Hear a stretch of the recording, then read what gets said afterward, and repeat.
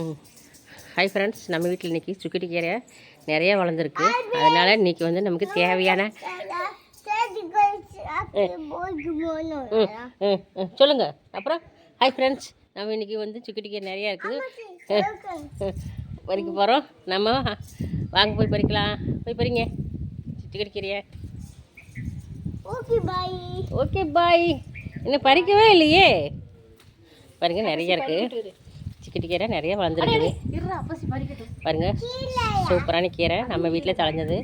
ஏன்னு கேட்டிங்கன்னா, நான் அன்னையிலேருந்து அன்றைக்கி பறிக்கவே இல்லை. சரி பறிச்சுக்கலாம் அப்படின்ட்டு ஊருக்கு போயிட்டு நோம்பி தீபாவளி இது மாதிரியெல்லாம் வந்ததுனால பறிக்கவே இல்லை.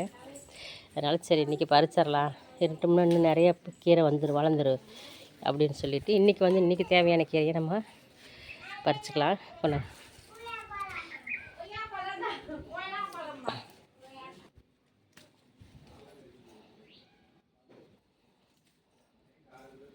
ஏறதுக்காக நல்லா திம்மின்னு வந்துடுச்சு செடி.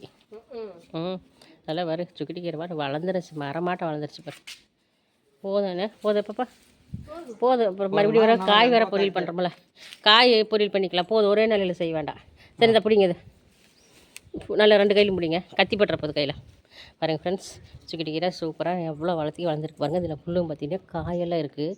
இந்த காய் நம்ம வேஸ்ட் பண்ண வேண்டாம். தலையை பறித்து பொரியல் பண்ணிவிட்டு இந்த காயை பறித்து புளிக்குழம்பு வச்சு அவ்வளோ சூப்பராக இருக்கும். வத்தலும் போடலாம்.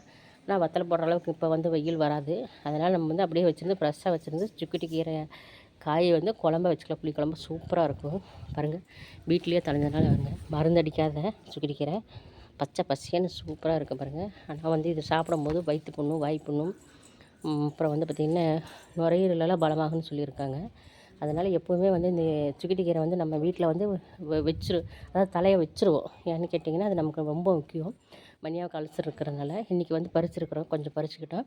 இன்னும் மீதி பார்த்திங்கன்னா இன்னும் சுக்கிட்டி பாருங்கள், அங்கே இருக்குது பாருங்க, அங்கெல்லாம் இன்னும் இருக்குது. சரி அடுத்த தடவை பறிச்சுக்கலான்னு விட்டுட்டோம். பாருங்கள், சுக்கிட்டி கீரை இன்னும் இருக்குது. நம்ம தமிழுக்கு தகுந்த மாதிரி வெட்டி எடுத்துக்கிட்டோம். இன்னும் இருக்குது, அது அடுத்த நாள் பறிச்சுக்கலாம். ஓகே ஃப்ரெண்ட்ஸ், ஃப்ரெஷ்ஷாக பறித்து செய்கிறது யாருக்காருக்கு பிடிக்கணும் கமெண்டில் சொல்லுங்கள். பிடிச்சிருந்தால் லைக் பண்ணுங்கள்.